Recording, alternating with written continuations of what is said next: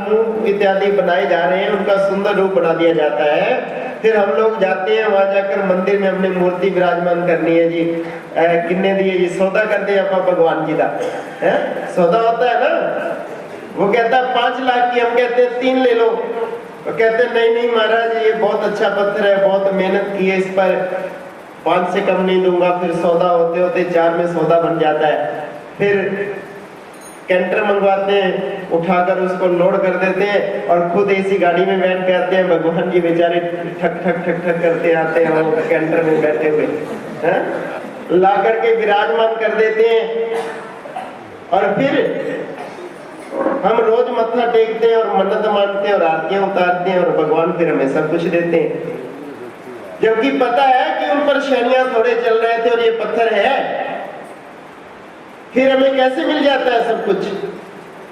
हम आकर के प्राण प्रतिष्ठा करते हैं, हमारी भावना उसमें चली जाती है, हमने उनको भगवान मान लिया, इसीलिए तो हमें सब कुछ मिलने लगा।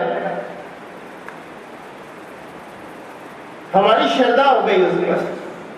श्रद्धावान लभते ज्ञानम, जिसको श्रद्धा हो जाती है, जिसकी श्रद्धा बन जाती है, उसी ज्ञान की प्राप्ति होती है।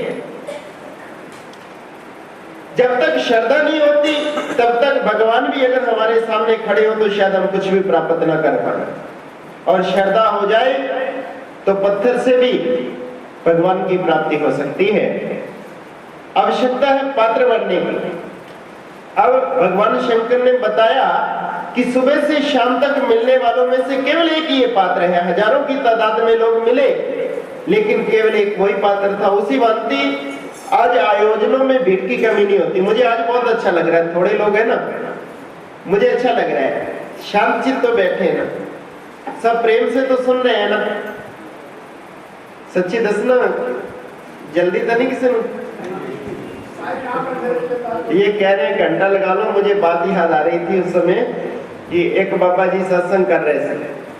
बाबा जी सत्संग कर रहे थे और वो अपनी मस्ती में लगे, बोले गए, घंटों हो गए, आंखें बंद करे मस्ती में बोले जा रहे थे।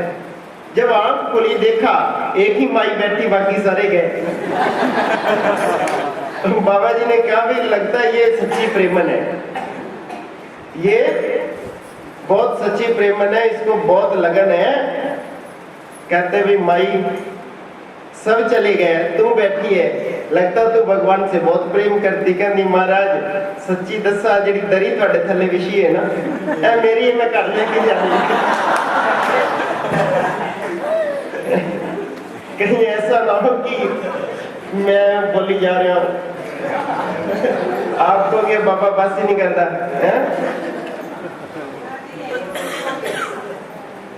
कहना यह है कि हमें आवश्यकता है कि श्रद्धा, हमारी श्रद्धा हो जाए पूर्ण। पत्थर के प्रति भी अगर श्रद्धा हो जाती है तो उसमें से भी भगवान प्रकट हो सकते हैं। और हमें तो ऐसे सतगुरु का दरबार मिला है, ऐसे शहनशाह का दरबार मिला है जो त्रिलोकीनाथ भगवान है, पारब्रह्म परमेश्वर का अवतार है। श्री नंगली निवासी भगवान कोई साधारण महापुरुष नहीं, वो तो उसी पारब्रह्म परमेश्वर का अवतार इस धरा पर अवतरित हुए। क्योंकि आप अगर किसी व्यक्ति को जानते हैं, अपने अड़ोसी पड़ोसी को जानते हैं, तो आप उसके चरित्र से उसे पहचानते हैं ना। आज मैं यहाँ आया, गाड़ी रोकी, 12 आवाज ही नहीं थी, मैंने कहा प्रोग्राम शुरू नहीं हुआ, कहते थे पड़ोसी भी तो रहते हैं। बड़ी गहरी बात थी वो। तो अगर आप किसी को पहचानते हैं तो उसके चरित्र से पहचानते हैं। आप कहते हैं ना फला आदमी बहुत अच्छा है, फला आदमी बहुत बुरा है, उसके चरित्र से जानते हैं। अगर आप भगवान कृष्ण को भगवान मानते हैं तो उनके अलौकिक लीलाएं है ना, जो बाल्यकाल की कनिका पर्वत को, एक कनिका उंगली पर पर्वत को उठा देना, गोवर्धन जैसे पर्वत को, ये साधारण मनुष्य का काम थोड़ा ही है। बड़े बड़े राक्षसों का वध कर देना, झूला झूल रहे हैं और उसी में इतनी अवस्था में और उतना इत्यादि का बड़े बड़े राक्षसों का वध कर देना, ये साधारण बालक थोड़ा ही कर सकता है। तो वो अलौकिक जो चमत्कार होते हैं उनसे हमें ज्ञात हुआ कि वो साधारण महापुरुष नहीं, वो तो भगवान का ही अवतार है।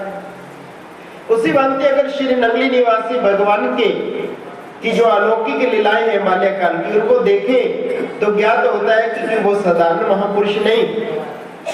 जिस प्रकार जन्म के समय प्रकाश का फैल जाना, छोटी आयु में ही बंद मुट्ठी का हाल बताना, 3 महीने की आयु में ही शरीर सहित आलोप हो जाना 3 दिन के लिए, बालिकाओं की पीठ पर हाथ रखते ही दूध की धाराएं बहने लगना, ये कोई साधारण घटनाएं नहीं थी।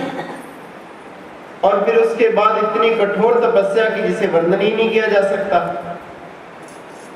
और उस तपस्या के पश्चात जब वो संसार में प्रचार के लिए निकले अपने गुरुदेव की आज्ञा अनुसार, तो जिस भी गली से गुजर जाते, जिस राह से गुजर जाते, लोगों की आंखें देखती रह जाती और जो भी उनको देख लेता या वो जिसको देख लेते वो घर का अटका न रहता। हजारों लोग उनके पीछे दौड़ते, बड़े बड़े ऑफिसर, बड़े बड़े अधिकारी भी घर बार छोड़ करके सदा सदा के लिए उनकी चरण शरण में आ गए। और अपने जीवन काल में उन्होंने हजारों साधु बनाए। और वो साधु भी ऐसे वैसे साधु नहीं थे, वो वचन सिद्ध महापुरुष, जो वचन कह दिया वो पूरा हुआ।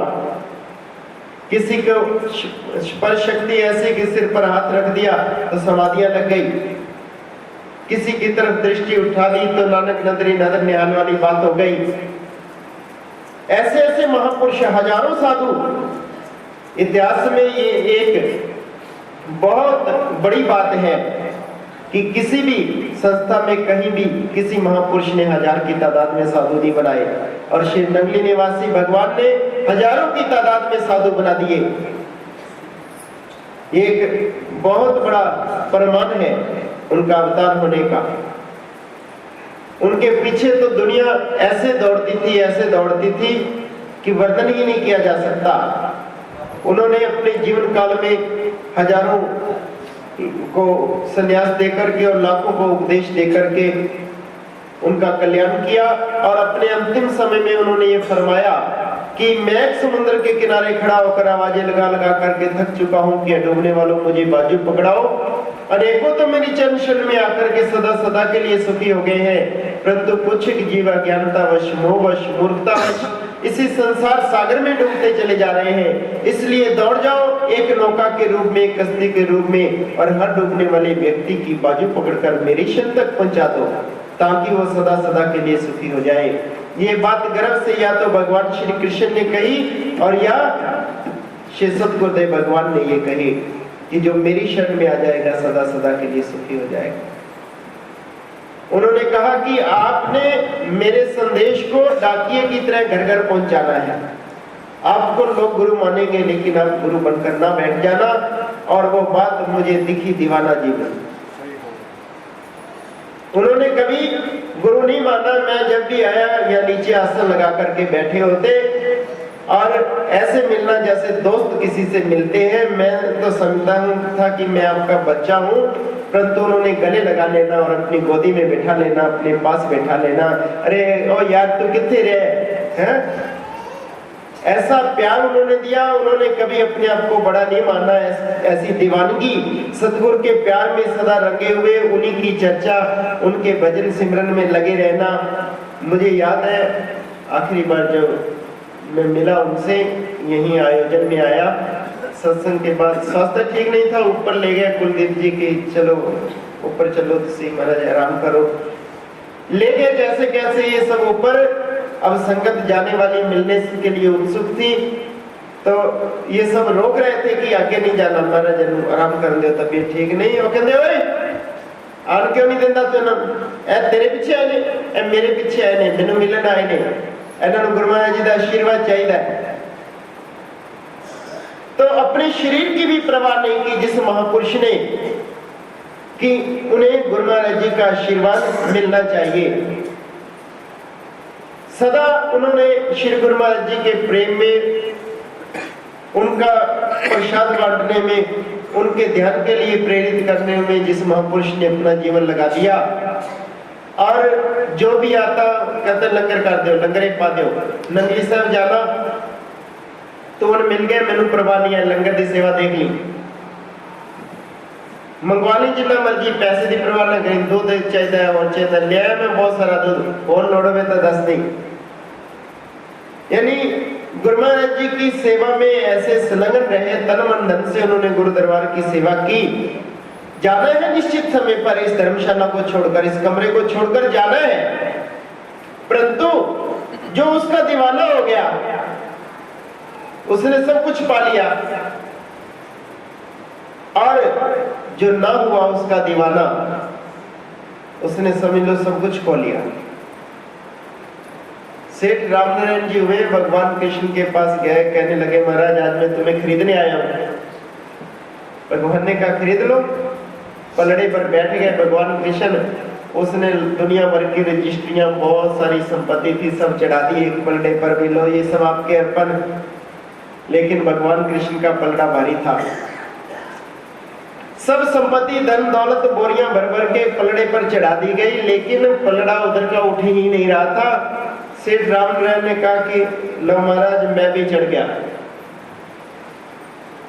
पलड़ा भी नहीं उठा, बच्चे पत्नी सबको चढ़ा दिया, लटका दिया चारों तरफ से, संकल्प पकड़ पकड़ के चढ़ गए पलड़े पर।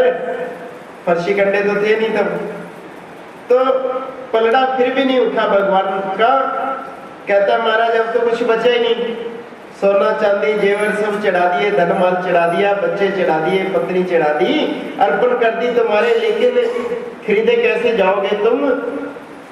भगवान ने कहा भाई अभी कुछ बाकी लगता है तेरे पास होगा। कहा महाराज कुछ नहीं छोड़ा। कहते सब उतार ले और उतर जा, तुम भी बुला ले रुक्मणी को। रुक्मणी को बुलाया, उसने तुलसी का एक पत्ता दूसरे पलड़े पर रखा और उधर भगवान का पलड़ा उठ गया। कहता कमाल की बात है, दुनिया भर का लाद दिया इस पलड़े पर, वो पलड़ा हिला तक नहीं, और एक तुलसी के पत्ते से तुम जो है तुल गए हो, ये मामला क्या है? तो भगवान ने कहा अभी तेरे अंदर मैं है कि मैंने ये चढ़ा दिया, तेरे अंदर ये मैं बाकी है कि मैंने ये कुछ अर्पण कर दिया, ये चढ़ा दिया। अभी वो मैं जब तक तेरे अंदर है तब तक मैं खरीदा जा नहीं सकता। मिटा दे अपनी हस्ती को अगर कुछ मर्तबा चाहिए।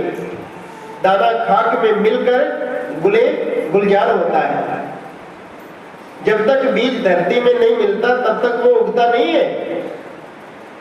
किसी आम के पेड़ के नीचे पड़ी एक गुठली ने कहा वाह पेड़ तेरा कितना विशाल रूप है, तेरे ऊपर कितने मीठे मीठे आम लगे हैं, कितने पक्षी तेरे ऊपर बैठ करके चहचहा रहे हैं, कितने लोग तेरे मीठे फल को खाकर आनंदित होते हैं, कितने लोग तेरी छाया में बैठकर आनंदित हो रहे हैं, सुख का आभास हो रहा है, वाह पेड़ तेरा कितना विशाल रूप है।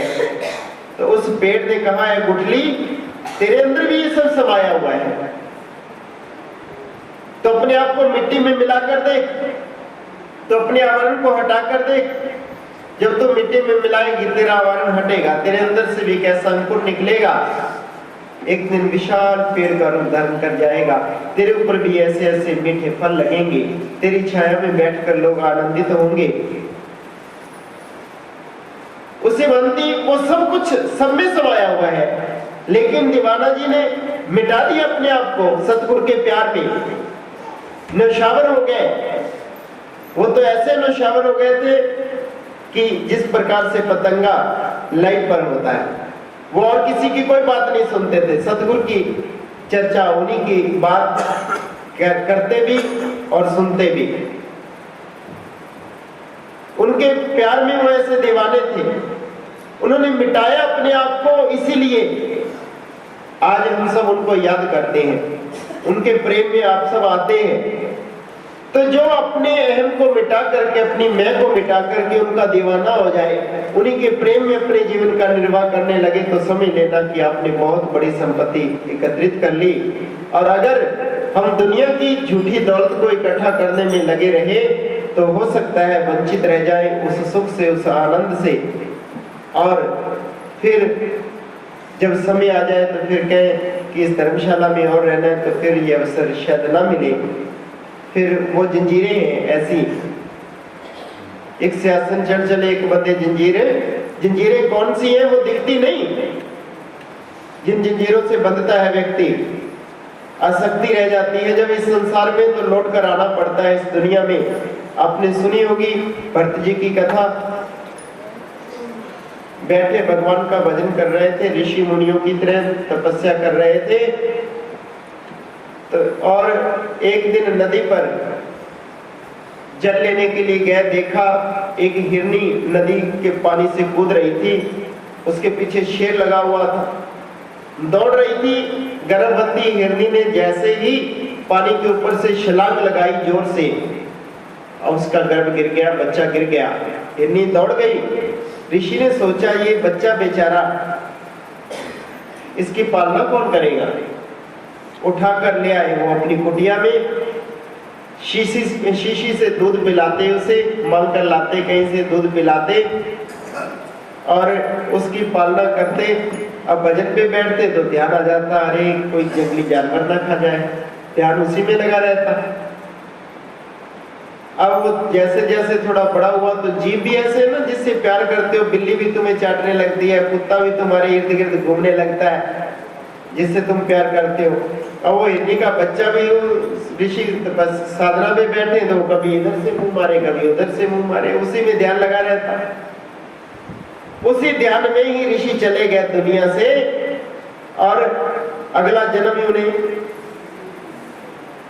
वही मिला, हिरनी का मिला। अंतमता सोगता बता रहे हैं कि जैसे ध्यान रह जाता है वैसी ही उसकी गति होती है। अब क्या हुआ कि उसमें ध्यान जाने से उसे दुनिया में फिर आना पड़ा।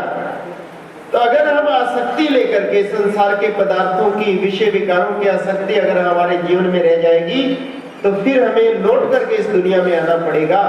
और फिर ये अवसर मिले या ना मिले, पता नहीं किस रूप में आएंगे। फिर जैसी अंत समय सुरती होती है, जैसी कि बच्चों में रह जाए तो कहते हैं अंत समय जो माया से मेरे सर्पियोनी में वल पड़े, माया में ध्यान रह जाए तो सांप बनता है, बच्चों में ध्यान रह जाए तो सुअर की योनि मिलती है, एक ही बार में कितने कितने बच्चों को जन्म देते हैं। और अंत समय मकान में, बिल्डिंग में ध्यान रह जाए तो भूत प्रेत बनते हैं। ऐसा सब लिखा है गुरबानी में। जैसे जैसे ध्यान होता है वैसा वैसा ही जीवन मिलता है। तो अगर आसक्ति रह गई तो पुनर्जन्म मिलेगा, और ना जाने वो क्या जन्म मिलेगा। फिर ये मानव जीवन मिले या ना मिले, प्रयास करो इस मानव जीवन के उद्देश्य को समझने का। एक ना एक दिन इस कमरे को खाली करके जाना है, और वो कब आ जाए समय ये कुछ निश्चित नहीं है। निश्चित है लेकिन हमें पता नहीं है, किसी को भी पता नहीं है कि कब वो समय आ जाए वो जाने का इस कमरे को छोड़कर। तो कमरे को छोड़ने से पहले समझ लें हम इस कमरे का उद्देश्य क्या है। और महापुरुष समझाते रहते हैं, अब आपका मार्गदर्शन करते रहते हैं। जैसा भी मेरे से पूर्व महापुरुष बता रहे थे, कुलदीप जी आपका मार्गदर्शन करते हैं। जो जो संशय होता है वो आपके संशय का निवारण करते होंगे।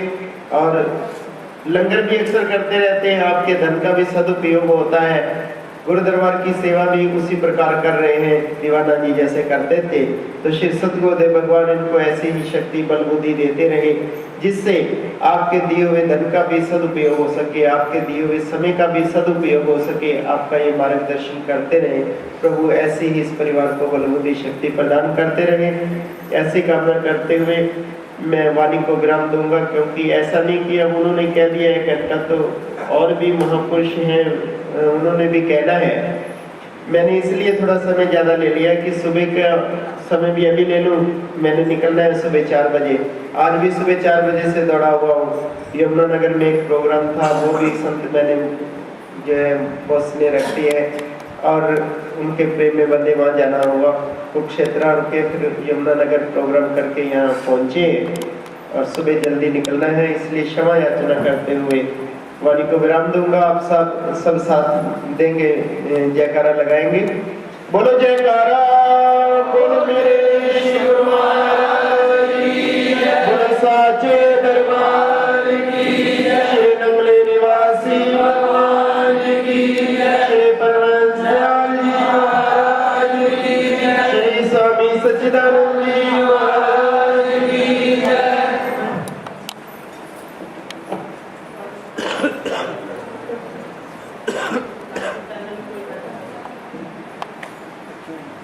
बोलो सतगुरुदेव